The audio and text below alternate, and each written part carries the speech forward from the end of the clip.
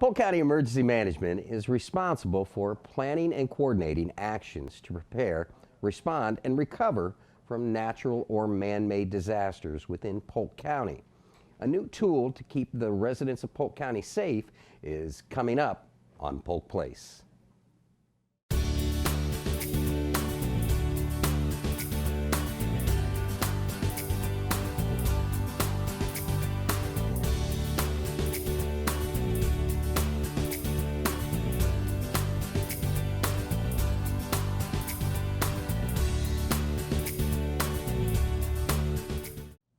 Welcome to Polk Place. I'm your host, Brian Lacey, and joining me in studio is Pete McNally. Pete is the Emergency Management Director for Polk County Emergency Management. How you doing today? Very good, thanks. How are you? All right. Let's talk a little bit about, we heard in the opening, the mission of Polk County Emergency Management. For those that may be new to the county or have never even heard, what does emergency management do? Well, we're the Emergency Management Division, which does the planning, training, exercising, really for the entire county, not just the BOCC, but we deal with all county agencies and all municipalities as well, bringing them into the fold to work together as a cohesive county-wide unit in major disasters. We don't really activate for small crashes with cars and things like that, fires, day-to-day type events, but for major events that could impact a large number of people. That's when we would get involved and coordinate those activities. Now, when you say large numbers of people, say we move to a hurricane coming to Polk County, I don't think the folks realize how many people get together. So when we say a large scale incident, talk about the amounts of numbers, and we know them as ESFs, Sure. but talk about the numbers that we house. When I talked about large scale, I meant event scope in the county. As far as large numbers of people getting together for our Emergency Operations Center, we probably hold in our EOC, which is Emergency Operations Center acronym, hold in our EOC about 120 folks. And these folks, can't work 24 hours a day if we activate and go for that type of frequency. So we have to have replacements for them. So we're talking probably up to 200 people, 250 people who will need to be able to move in and out of that facility and operate as a well-functioning team for that period of time. We need to activate and assist those folks in the field who need our help. One of the things that we learned from the hurricanes of 2004, we had an EOC at the Bartow Air Base, and then once the hurricanes passed, we had the Recovery Operations Center, which was in a totally different building. When you have that many people, 200 people, it tends to get a little bit crowded, and the board at the time built a new facility, and it's a state-of-the-art facility. Talk a little bit about the public safety campus that we have on Winter Lake Road. Well, our EOC is located in the same campus as the Sheriff's Operations Center, the County-wide Emergency Communications Center, which is where the 911 calls come in, and the county and some other agencies dispatched from. We've also built a new Polk State College out there, campus for the public safety aspect of the curriculum that Polk State teaches, and we're right there in the campus with them. When we functioned, as you mentioned at first, in our EOC at the air base, the whole intent of that would be just the immediate response phase after a hurricane or the disaster came through, and just for county personnel, county agencies. When we went to the Stewart Center, we would then ramp up, bring in more people, because that's when the post-response and early recovery begins, and that's when you really need to have a lot of people, a lot of different agencies working together. What we tried to do in the very limited space we had in both of those places, we have taken in our new EOC and replicated in a much more open and available atmosphere. We have different rooms, a lot of different areas where people can go to, not having to work in the same floor. The media have their own room. There is a conference room, there are breakout rooms, and there is a large operations floor where people can work together from the different, as you mentioned, emergency support functions, different functional areas around the county that would need to activate to help respond and recover from disasters. So what we have tried to do is take the best of what we were trying to do in those other locations with the limited space. The best of some of the things we found statewide when we were planning to build the building, and then put that all together into one facility, and I think we've done a great job.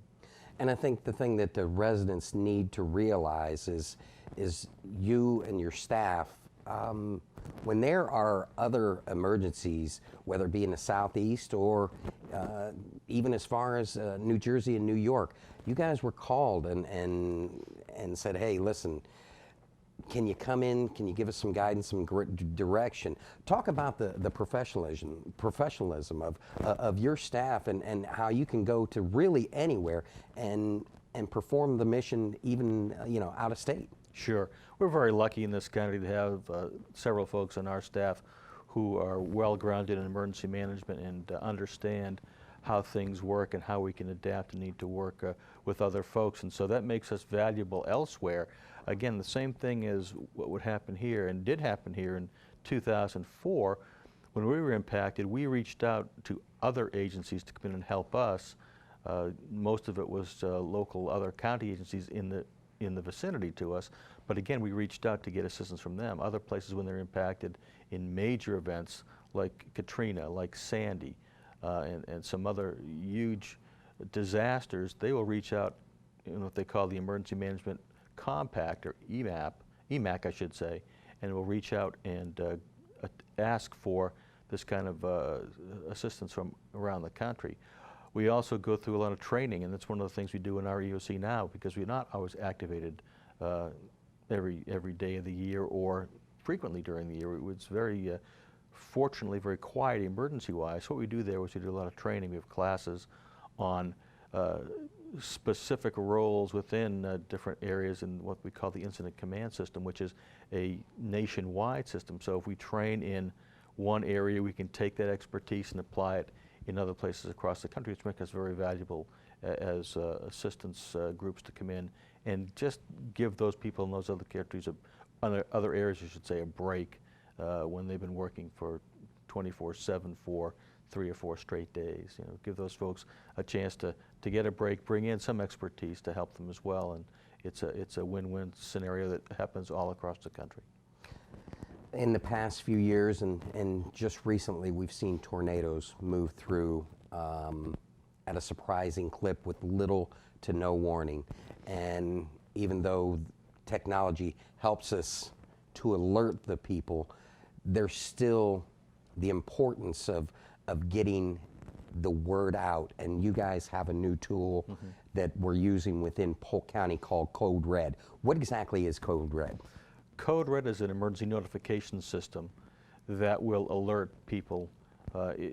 There is actually a company called Reverse 911. But if you think about what Reverse 911 means, it means that you can call other people with recorded messages to let them know something is happening. When they have a 911 situation, they'll call us for emergency assistance. But this does just the opposite of that. It calls these folks when something in their geographic area is a threat to them and we want to notify them. And Code Red is a system that we use right now that allows us to do that. One of the things that is really important in getting the word out, we have a lot of mobile home communities, a lot of 50-plus communities, and there's sometimes really little to no warning to get the word out that we have, a weather situation having. Talk about the importance of folks getting on the county website and registering for this to even get the slightest moment's notice, because even down south they had from 7 minutes, I think it was roughly 7 minutes from the time that the National Weather Service put this information out to when the tornado hit. So talk about the importance of being registered for this. Sure, it's critical that they do that, and the importance really of being registered is not only for the fact that weather can happen instantaneously in the county. That's why we talk all the time about being prepared, watching weather during the morning or sometime during the day to be aware of what could happen, what the potential is for that day. But one of the big things about the registration process you talked about with Code Red is that everybody has access in these type of systems to the white pages and the yellow pages, and even getting to 911 databases for telephone numbers to reach out to folks. One thing we don't have, and it seems upside down because of the culture we're in now, we don't have a lot of people with their cell phones registered.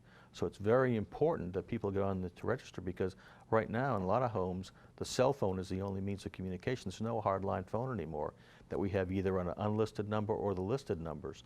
So when we reach out to people to try to warn them something coming in, there's nowhere to go because they don't have a phone to call. So it's important they get on, one, to get the message, obviously, but two, because any other way, the cell phone is not going to be a port where we're going to be able to reach into, because we won't have that number unless they register and put that in our system. One of the things that you've mentioned is the fact of being prepared. And a lot of people think, well, I'm in my home. I'll just go run to the, innermost closet and I should be good there. Okay, that works there, but one thing that you guys really try and get the word out, no matter where you are, be prepared, whether you're in a car, whether you're at a shopping mall, whether you're, maybe out doing something fitness-wise. Talk about that being prepared. Yeah, exactly, and that's the whole key, is that people need to realize that the weather we have here changes frequently and very quickly, and it can get severe in a very short period of time. So you may not be in a place where you're really knowledgeable of your surroundings and where the safest place is to be. So try to plan your day around if you know this potential especially in the summertime when those storms come up so quickly. If there's a chance for a storm to come and they're thinking sometime late afternoon, plan to be home or be somewhere where you can be safe for that period of time. If something comes up and quickly and you're not prepared for it, then again you try to think of what the best thing you could possibly do at that time was. But for the most part, try to plan ahead. We call it the four-letter word of emergency management, is plan, because you really have to think about your safety all the time, and especially in situations like this where there could be severe weather. You've been at this job for some time, and the more tools that you have in your belt to keep the community safe, I'm not going to say the job ever gets that much easier, but it helps you get the word out. And one thing that the Polk County Board of County Commissioners and Polk County Communications Department has done is be at the forefront of social media, and you guys are the same way. Facebook and Twitter. Talk about how social media helps you accomplish your mission. Well, social media is what people use these days to get their news, to get their updates, to communicate. So trying to use commercial media, obviously newspapers aren't going to be good enough to get any kind of emergency information out, but they're a great place for information after you plan, after something is going on, to see what things might be available, might be open to you. So that has its purpose, but social media is immediate. It gets out to people immediately. Its feedback is immediate too, which is important to us, especially in a major disaster when we don't have eyes in the community. They can tweet us or text us or something with pictures of what's going on, just reports of what's going on and where it's happening, so we can direct our response teams to get out there. So it's a great tool for spreading information quickly, but also a great tool for gathering information. It's a potential for misinformation too, sure, if people want to misuse it. That can happen any time, but we think in a major disaster that it's going to be 90-10 as far as what's good information. Even that 10% might be well-intentioned but bad information. Either way, we think the trade-off is certainly worthwhile to get the reports from the field, what's going on, and be able to help us be able to respond faster, and more importantly, get the word out in a wide blanket very quickly to a lot of people.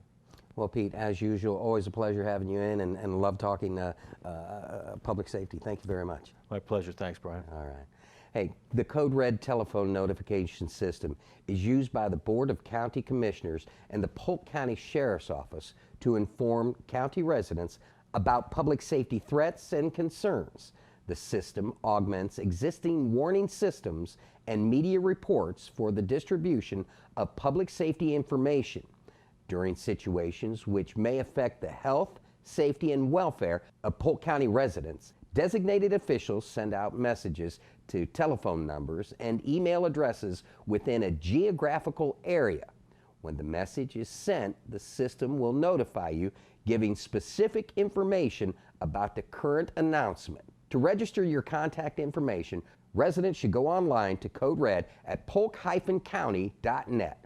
Once you're on the site, you'll be asked to provide your name, address, email address, and primary and alternate phone numbers.